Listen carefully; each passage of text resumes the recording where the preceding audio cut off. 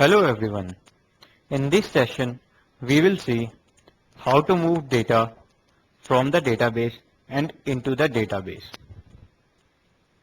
So, in loading and transporting data into database, we will see the use of SQL Loader, the Oracle data pumps, transport table space features, and how to schedule the jobs using DBMS scheduler and the DBMS job. SQL Loader. SQL Loader loads data from external files into tables in an Oracle database. SQL Loader has the following feature. SQL Loader can use one or more input files. Several input records can be combined into one logical record for loading. Input records or input fields can be fixed or variable length. Input data can be any format: character, binary, packed decimal, data, and zoned decimal. Data can be loaded from different types of media such as disk, tapes, or named pipes. Data can be loaded into several tables in one run. Options are available to replace or to append to existing data into the tables. SQL functions can be applied on the input data before the row is stored in the database. Column values can be auto-generated based on the rules. For example, a sequential key value can be generated and stored in a column. Data can be loaded directly into the table by passing the database buffer cache. Now, let's see the architecture of the SQL Loader.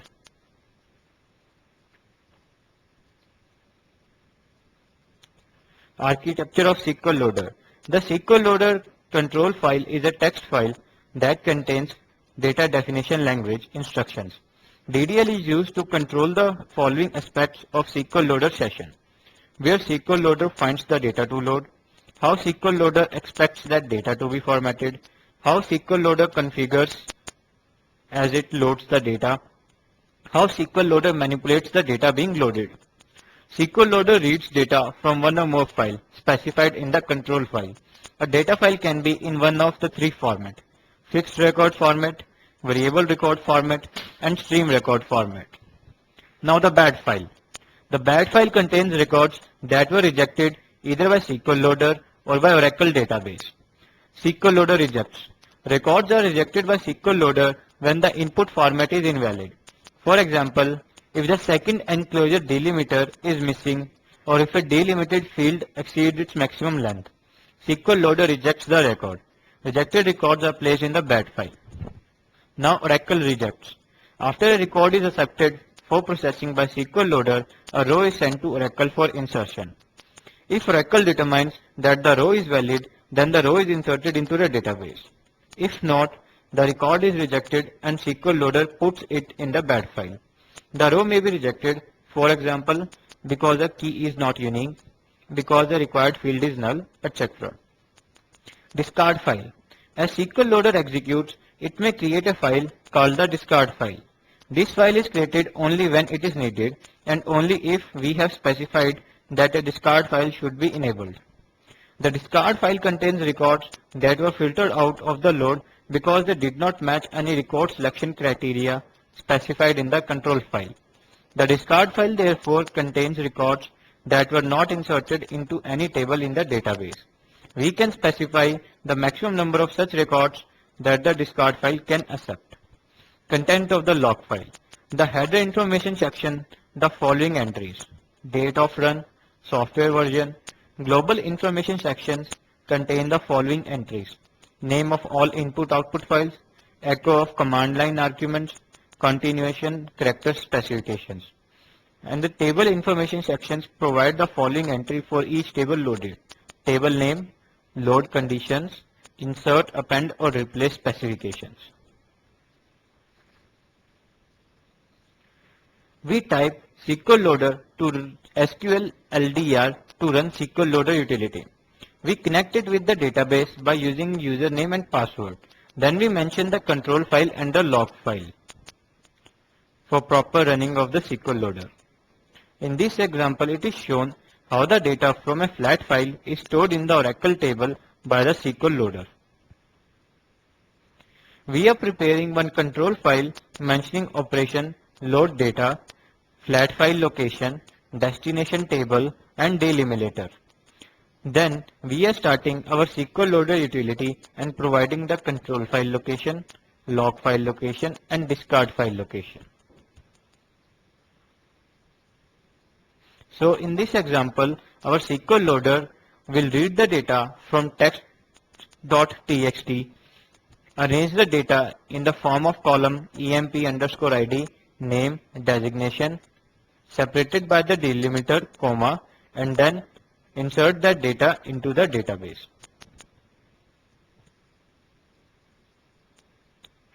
The conventional path loader essentially loads the data by using standard insert command. The direct path loader bypasses much of the logic involved with that and loads directly into the Oracle data file. If load speed is most important to us, we should use direct path load because it is faster than conventional path load. However, certain restrictions on direct path loads may require us to use a conventional path load. We should use a conventional path load in the following situation: when accessing an index table concurrently with the load, or when applying inserts or updates to a non-index table concurrently with the load. To use a direct path load, SQL loader must have exclusive write access to the table and exclusive read-write access to any indexes. When loading data into clustered table, a direct path load does not support loading of clustered tables. When loading a relatively small number of rows into an index table, during a direct path load, the existing index is copied when it is merged with the new index keys. If the existing index is very large and the number of new keys is very small, then the index copy time can offset the time saved by a direct path load. Now when loading a relatively small number of rows into a large table with differential and column check integrity constraints, a direct path load is faster than the conventional path for the following reason. Partial blocks are not used, so no reads are needed to find them, and fewer writes are performed. SQL loader need not execute any SQL insert statement. Therefore, the processing load on the Oracle database is reduced. A direct path load calls on Oracle to lock table and indexes at the start of the load and release them when the load is finished. A conventional path load calls Oracle once for each array of rows to process a SQL insert statement. A direct path load uses multi-block asynchronous input-output for writes to the data file. During a direct path load, processes perform their own write input-output instead of using Oracle buffer cache. This minimizes contention with other Oracle users.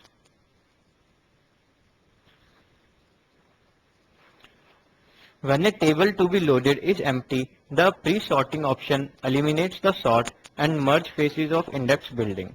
The index is filled in as data arrives. Next is transporting data between the database.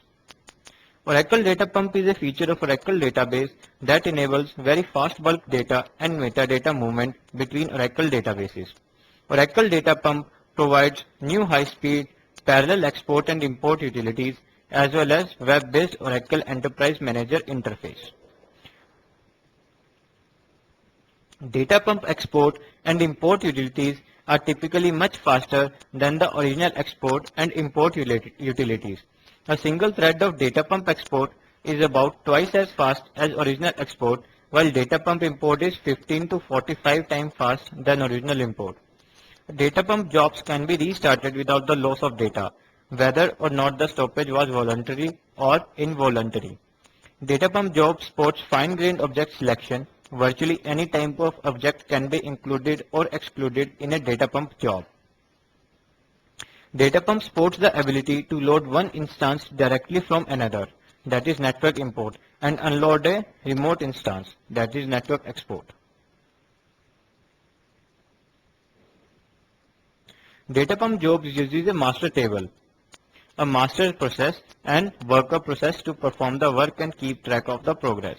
For every Data Pump export job and Data Pump import job, a master process is created. The master process controls the entire job including communicating with the clients, creating and controlling a pool of worker processes, and performing logging operations. While the data and metadata are being transferred, a master table is used to track the progress within a job. The master table is implemented as a user table within the database. The specific function of the master table for export and import jobs are follows. For export jobs, the master table records the location of the database objects within a dump file set. Export builds and maintains the master table for the duration of the job. At the end of an export job, the content of the master table is written to a file in the dump file set. For import job, the master table is loaded from the dump file set and is used to control the sequence of operations for locating objects that need to be imported into the target database. Now the worker process loads and unloads the data. It is started by the master process. It also maintains the two information in master table. It stores two information in the master table.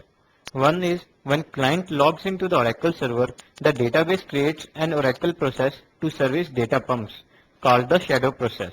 This information is stored in the master table. Second information is about the client process, which is calling the data pump utility, is recorded in this table also. Directory objects are kind of alias to directory locations where we want to store our dump file created by export pump and log file.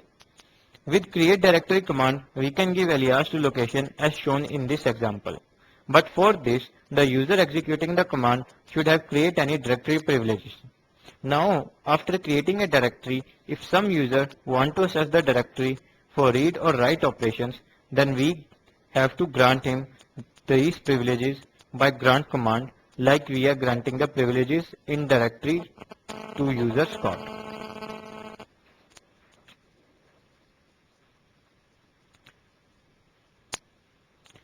For import and export job, the username which we are using while doing the export or import must have two privileges. One is exp underscore full underscore database for export jobs, and another one is imp underscore full underscore database for import jobs. In this slide, we are executing the export command. We are giving username and password Ananda and ABC123, exporting a tables cases into the directory dpdata1, creating one dump file exp cases.dmp, and we are giving a job name that is cases underscore export.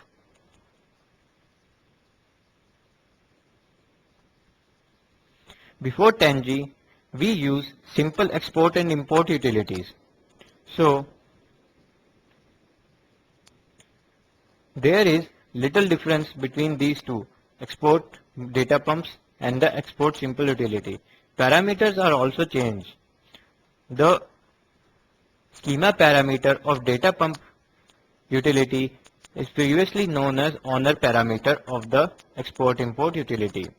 Also, parameters, there is a full list of parameters which has changed. Some of them are mentioned here, like schemas, remap underscore schema, content, exclude, etc.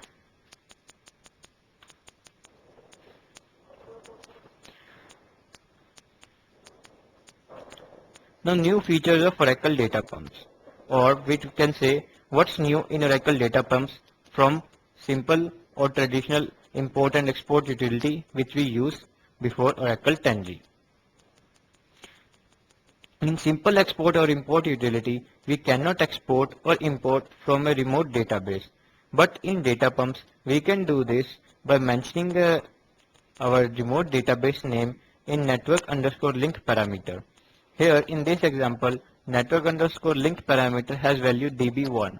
So db1 is our service name of the remote database. Now, in export, it will produce a local dump file set using the contents of that remote database.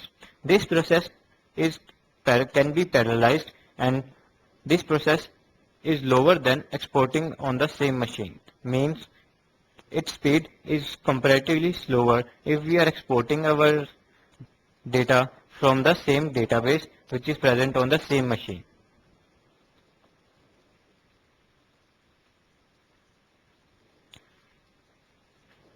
In import mode, we can directly connect to remote database and transfer the data from the target database into it. Same network underscore link parameter will help in this operation. In this process, no dump file is created. This process can also be parallelized as export process is done.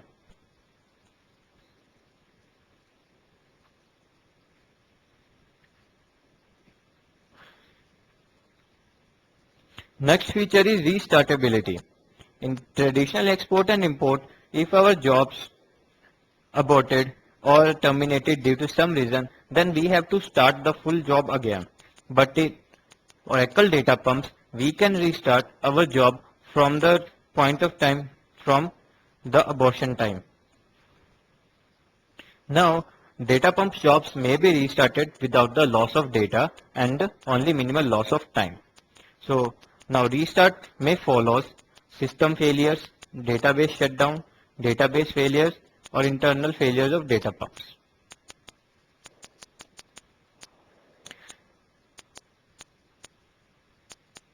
Now on restart in export mode, if object is completed, then it will not be exported again.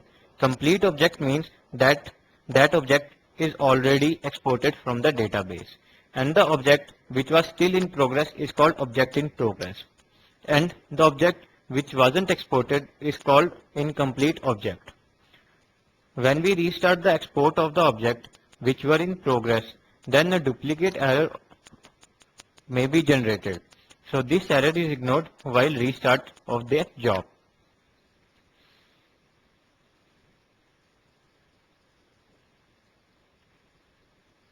In data pumps,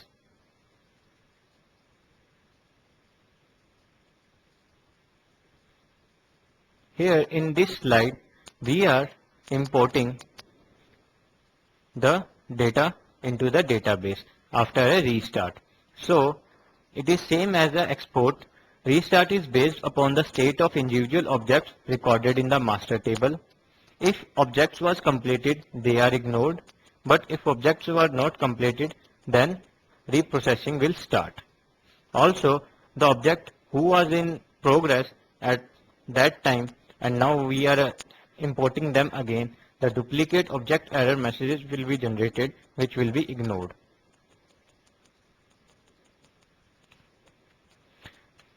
Next advantage is parallelization. In data pump, we can parallelize the import or export process.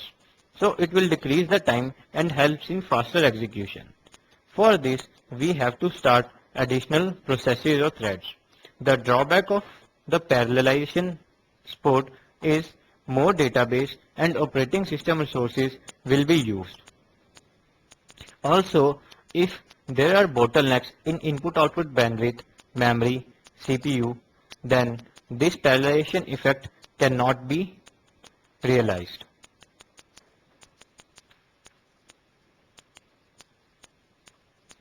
In this slide, we are showing the parallel export using two processes.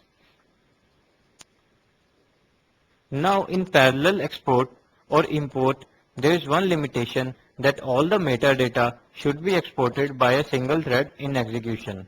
We cannot divide that data and process them by two processes.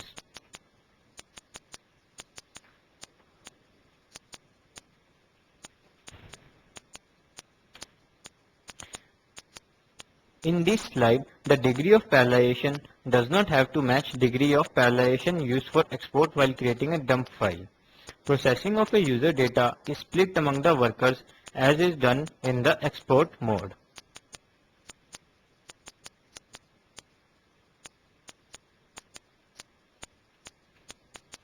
Exclude. This is the next feature of the data pumps. With data pumps, we can include or exclude any objects. This procedure is called fine-grained object selection. In this example, we are excluding a trigger which is placed on the indexes.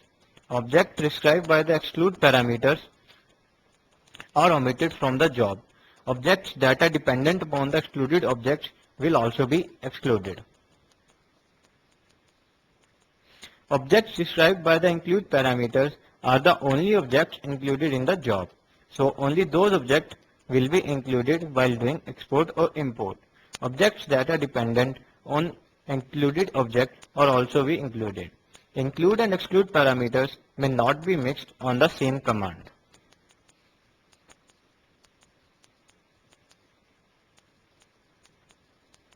SQL file. If we want to repeat our export or import operations, then we can specify SQL file clause while executing export or import. Then what happens is actual operations will not be happen, but a SQL file will be created. On execution of this SQL script, same operation will be performed which we mentioned in the command. The output of this file is executable. So a DDL file is created as a SQL file.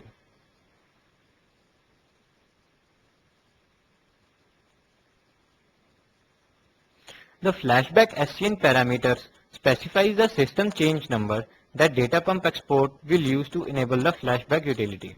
If we specify the parameter, the export will be consistent of this SCN number. Here we are exporting the database till SCN number 150222. Flashback time. The flashback time parameter is similar to the flashback SCN parameter. The only difference is that here we use a time interval or a time period instead of an SCN to limit the export. Oracle finds the SCN number that most closely matches with the time we specify and uses this SCN to enable the flashback utility. The data pump export operation will be consistent as of this SCN number. Next feature is transportable table spaces. Oracle transportable tablespace features allow users to quickly move a user tablespace across Oracle databases. It is the most efficient way to move bulk data between databases. Moving data using transportable tablespaces can be much faster than performing either an export, import, or unload load of the same data. This is because transporting a tablespace only requires the copying of data files and integrating the tablespace structural information. We can also use transportable tablespaces to move both table and index data, thereby avoiding the index rebuilds we would have to perform when importing our loading table data. Prior to Oracle 10G, if we want to transport a tablespace, both source and target database need to be on the same platform. Oracle Database 10G adds the cross-platform support for the transport tablespaces. With the cross-platform transportable tablespace, we can transport tablespaces across various platforms. Now, transporting tablespace is particularly used for moving data from OLTP system to data warehousing staging systems, updating data warehouse and data marts from staging systems, loading data marts from central data warehouses, archiving OLTP and data warehouse systems efficiently, data publishing to internal and external customers, and last is performing tablespace pointing recovery.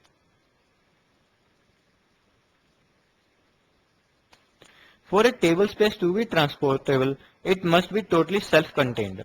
This can be checked using the procedure dbms_tts.transport_set_check procedure. Also, both platforms should have same character set and national character set. We can check the character set of both platforms using the query select star from NLS_database_parameters, where parameters like percentage set percentage. We cannot transport system tablespace or any object owned by SYS. If we want to transport partition table, all the partition must be included in the transportable table set. If we are transporting indexes, all the table space containing respective tables also need to be transported. We can transport the table space to target database only if it has same or higher compatibility settings.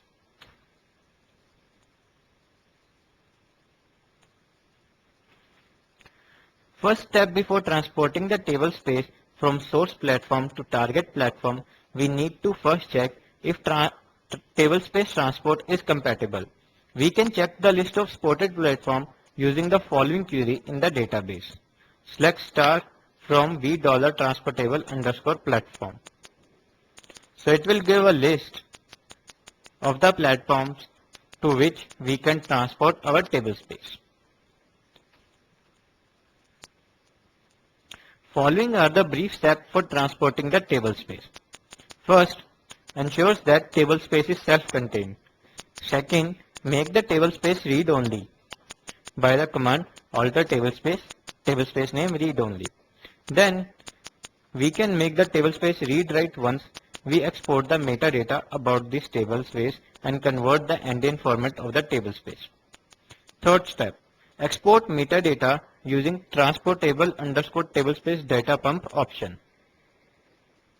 When we specify this parameter and set its value to true, then it will export the metadata of the table space in the export command. Fourth, convert the data file to match the endian format. Fifth step is copy the file to the target database. And sixth is run the import command to import the transportable table space to the desired target database. If our source and target platforms are compatible or same, we won't be able to transport the table space from the source platform to target platform directly. Before we start transporting or copying the data file, we need to check the endian format of the data files in the source and target platform. Endian format refers to the byte ordering in the data file. It is just the way bytes are stored in the data file. There are two types of endian formats, big and small. If our target platform is not compatible with our source platform in terms of endian format, then we have to make the endian format of all the data files belonging to the table space we want to transport as same. We can accomplish this thing using rman with the help of a command convert table space. Then in convert table space we are giving the platform to which we want to convert.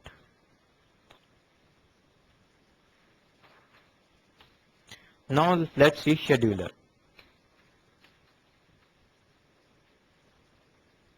Before Tangy, we were using dbms underscore job package to schedule our jobs, but it has some serious limitations.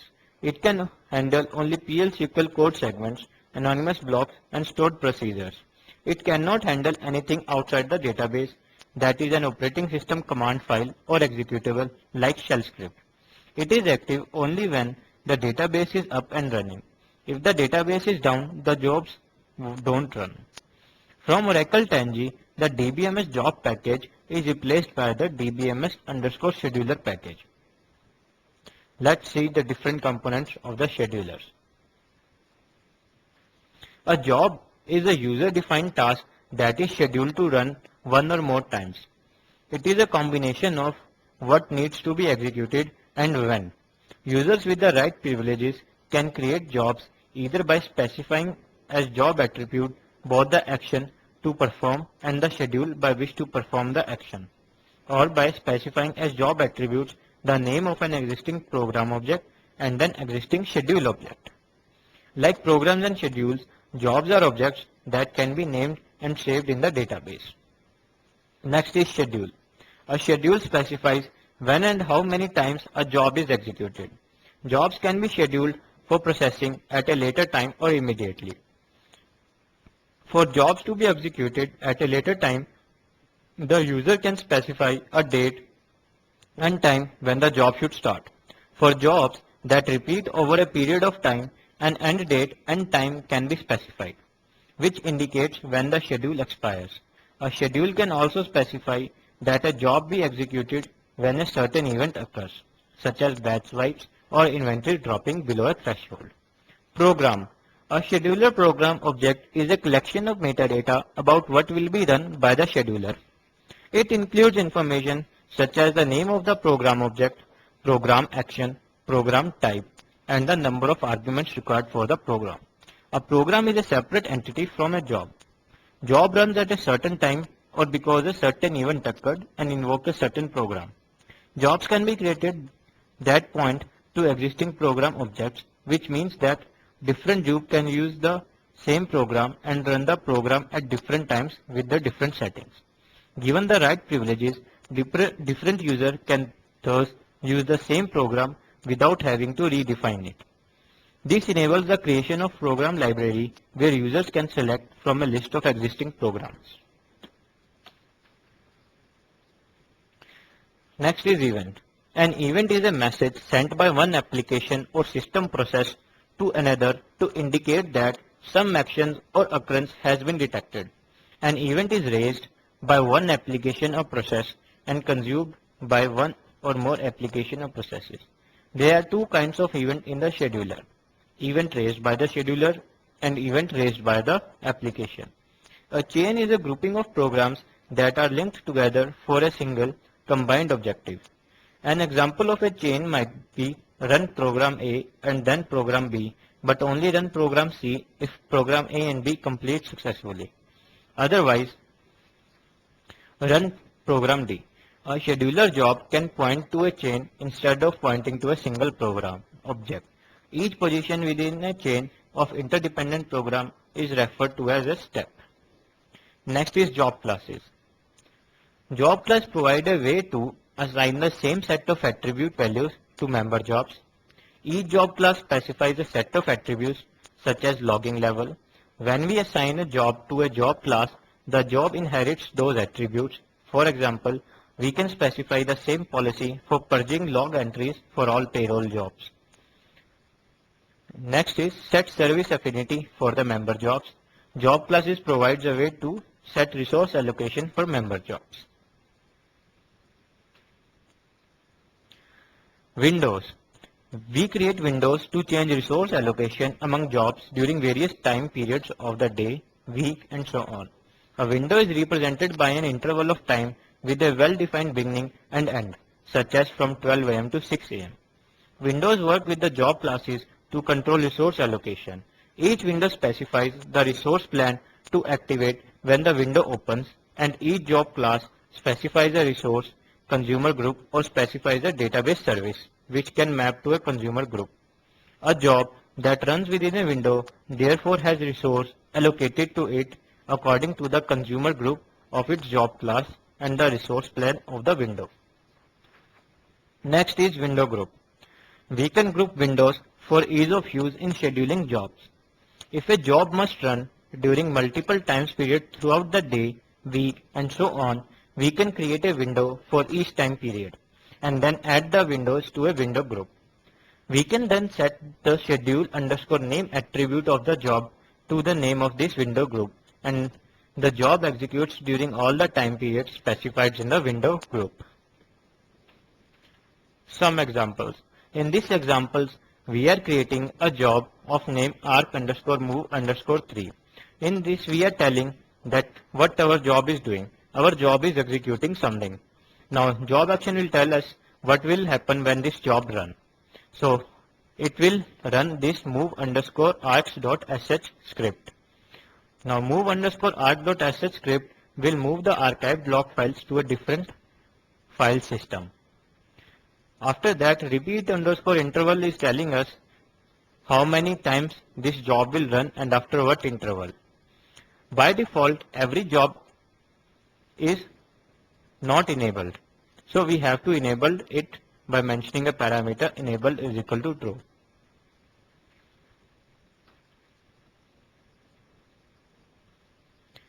Here also we are giving a start and end date along with the repeat interval. In this job, we are executing a PL SQL procedure or a block, and we have named this job as test underscore job. Setting the repeat interval. These are some values for parameters FREQ and interval. Based upon these parameter combinations, our scheduler will work. Like for example, if I am giving frequency daily and interval 3, our job will be executed every 3 days, and so on. Now, here we are creating a program of name move underscore arcs.